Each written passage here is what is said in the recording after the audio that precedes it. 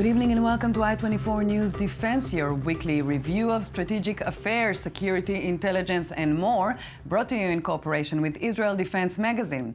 Tonight we will mark the 35th anniversary of the historical peace agreement between Israel and Egypt and explore the world of communication in modern warfare. But before we do that, let's take a look at what else is happening in the world. We begin in Gaza. Tens of thousands marched the streets to mark the 10th anniversary of Hamas founder Sheikh Ahmed Yassin's assassination by Israel. The rally took place 2 days after the IDF located a terror tunnel near the Gaza Strip, which was built by Hamas militants allegedly to kidnap an Israeli soldier. Hamas Prime Minister Ismail Haniyeh stood in front of the large crowd and threatened that Tel Aviv will pay for any ongoing Israeli aggression. Moving to North Korea. The North Korean army launched 2 ballistic missiles into the sea, the last in a series of short-range missile tests in recent weeks. The launch took place as South Korea's president and Japan's prime minister met with US President Obama in The Hague during the G7 summit to discuss North Korea's rogue nuclear program. And Brazil will deploy the military into slums near Rio's international airport to back up police forces as the city braces for the arrival of hundreds of thousands of tourists for the World Cup in June. Justice Minister Eduardo Cardoso announced the reinforcements without giving troop numbers nor the start date for the operation. 35 years have passed since Jimmy Carter, Menachem Begin, and Anwar Sadat stood on the White House lawns and signed the peace agreement between Israel and Egypt. Before we discuss what has changed since 1979, let's watch some of the history in pictures. The world stood still when they reached out and shook hands, and no one believed that this alliance would last. 35 years ago in Washington, D.C., Egypt and Israel made history as they signed the peace treaty, the first one of its kind, between an Arab nation and a Jewish state. We pray God together that these dreams will come true. Israel and Egypt were bitter enemies for more than 30 years. Two of the strongest countries in the Middle East found themselves in a continuing conflict that started after Israel declared independence in 1947 and came to its height in 1973 during the Yom Kippur War, when thousands of people lost their lives. The negotiations started in 1975, but kicked off in 1977 after Menachem Begin became Israel's prime minister. In November of that year, Egyptian President Anwar Sadat made a historic visit to Jerusalem, showing how serious he was about closing a deal with Israel. May peace be for us all, in Arab lands, Israel, and everywhere in the world. وفي كل مكان من أرض هذا العالم الكبير. On March 26, 1979, Israel and Egypt signed the treaty, agreeing on full diplomatic relations. Israel agreed to withdraw from the Sinai Peninsula, but kept the Gaza Strip with an obligation to seek a future agreement that would provide Palestinian autonomy. Many in the Arab world, as well as in Israel, saw the treaty as a betrayal. Sadat himself was assassinated 2 years after the signing by a Muslim extremist who opposed the peace agreement during a military parade in Cairo. The assassination of Sadat did not affect the ties between the countries. The rise of the Muslim Brotherhood in 2011 intimidated many in Israel, but despite the obstacles, Menachem Begin's words, "No more war, no more bloodshed," can still inspire millions of Egyptians and Israelis who hope for a better tomorrow. Joining me now in the studio is former head of Israeli Mossad, Dani Atom. Good evening, Dani. Good evening. So 35 years have passed. What do you think is the main achievement of the agreement, the peace agreement between Israel and Egypt? The main achievements are the following. One, it is the first peace treaty between Israel and one of its rivals. Second, it is with Egypt, which is the leader still, was then and is still the leader of the Arab world and the most important country in the Arab world.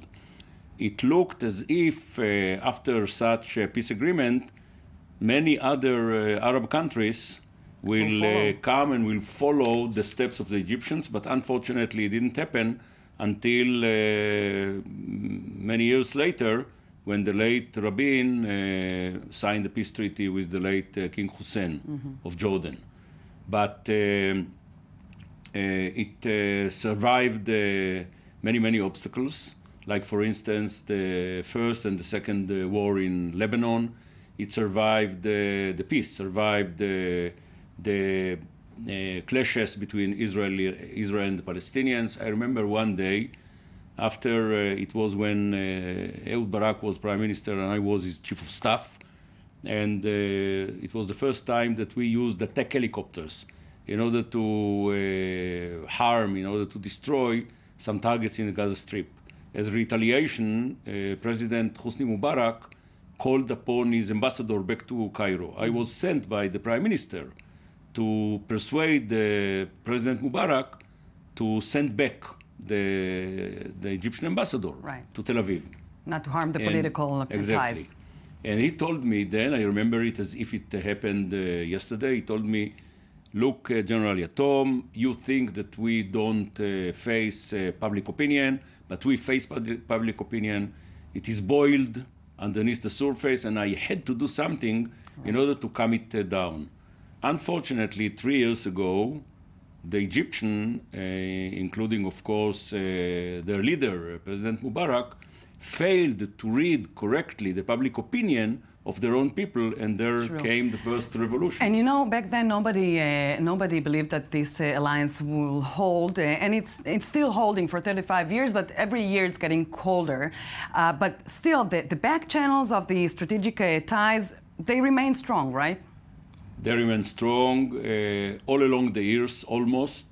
There were and there are today very tense and very intimate ties between the security and defense establishments of the Israelis and the Egyptians, which of course contribute a lot to the strategic interests of us and to the strategic interests of the Egyptians. And it looks to me that if General Sisi or Field Marshal Sisi will be elected as the next president of Egypt, it will even be more stronger. I want to talk to you about the Sinai Peninsula that has become a safe haven for terrorist cells. Any risk for the Israeli on the borders, the army on the borders, the southern borders of Israel? Yes, it is a problem. And for many years, the Egyptians did not touch it. As a matter of fact, they abandoned the Sinai Peninsula. Right. And they suffered a lot because the Bedouins and the terrorist cells that emerged in the Sinai Peninsula did not operate only against Israel, but mainly and mostly against the Egyptians themselves. Right. Now, after the army took power again and ousted Morsi, the Egyptians are now in a much better way of trying to clean the Sinai Peninsula. Danny Yatom, thank you so much for coming tonight. You're welcome. Fighter pilots from Misawa Air Base, Japan, and the Japanese Air Self-Defense Force strengthened their combat capabilities during a bilateral exercise known as the Seiken War. More in this next report here. The two entry points are important. Misawa's Wild Weasels and the Japanese Air Self-Defense Force strengthened their combat capabilities during a large force bilateral exercise known as Seiken War. We've got aircraft from 3 different wings, the 2nd and 3rd both JASDAF wings, plus the 35th Fighter Wing, plus 2 Patriots that are also JASDAF units altogether for this exercise. Over a period of 2 days, the bilateral team flew 84 sorties in 4 missions that tested their offensive and defensive capabilities.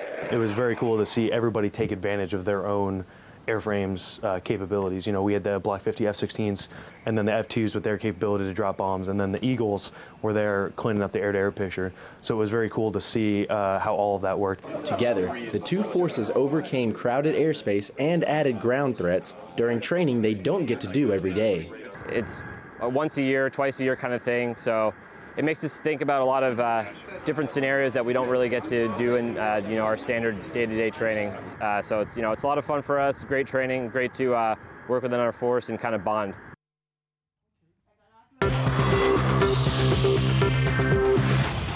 Moving moving on, the System of Systems, that's the title given by the Israeli Minister of Defense for the Digital Army Program, DAP, designed by Elbit. The system is already operational and has changed the combat experience completely. Liran Musli with the report.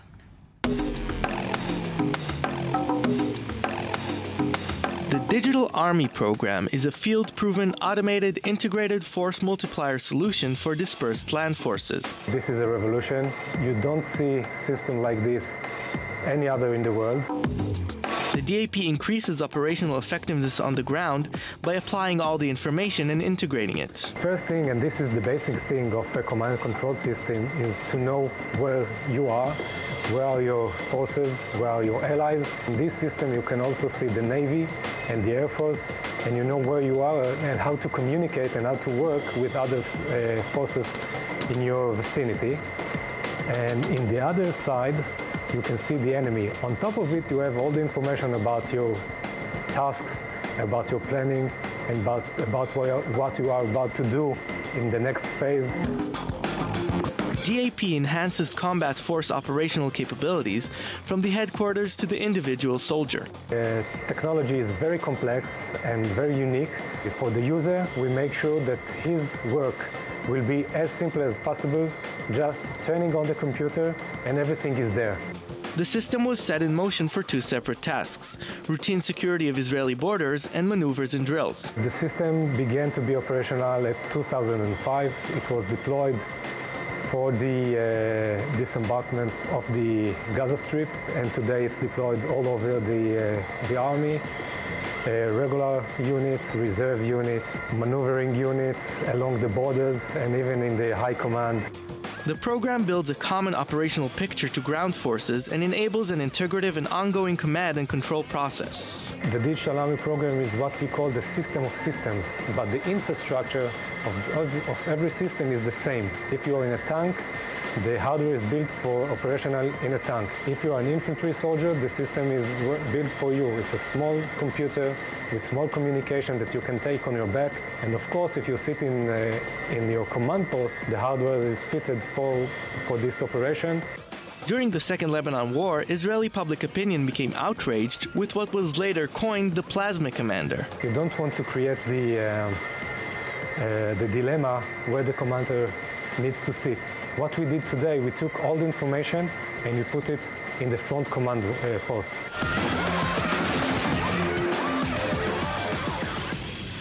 Joining me now is Reserve Colonel Shmuel Lashesco, CEO of InfoSight. Good evening. Good evening. So nowadays, you have to assess a lot of information during combat. Does it leave time to engage in combat and not to assess all the information simultaneously? The main idea at the combat and the battlefield is that the fighters should fight, and they have no time to do other things. So all the information and the communication should only help them and support them. So if it is a kind of a helpful issue, so it is okay. If it is disturbing them, it will not be the aim that they should focus on. Okay, so let's be more specific. How can a tank platoon commander handle the information and the enemy at the same time? This is I think the most important, or this is the biggest dilemma, and the way to do it, the best way, is to provide him the only relevant information that he needs for this precise moment, to provide him with a lot of information that is not relevant to this moment and don't help him at this precise moment will be only a disruption. It will make him confused, and it will not be the best way to do it. Yes, because he gets a lot of data on several screens, right? So that's the confusion, where the confusion comes from. It can be on several screens. It can be also in one screen. There is also a kind of a buzzword that is called data fusion. And data fusion, the aim of data fusion is to try and to encapsulate, to take all the information into a one frame that will help him the most. And too much information will be only confusing him. Right, and also a second war, Lebanon second war, there was lots of criticism that the commanders stayed behind the screens, basically weren't attending the war. This is also the dilemma, because the fighter should fight. The fighter have no time to surf the net. So the net or the abilities that we are going to provide them should be a kind of something that don't bother them in the main issue that they are going to do. Right. Thank you so much for coming tonight. Well, that is all we have time for. Be sure to catch us next week for another edition of I-24 News Defense. For all the latest headlines, log on to www.i24.tv. Have a safe night from Jaffa Port.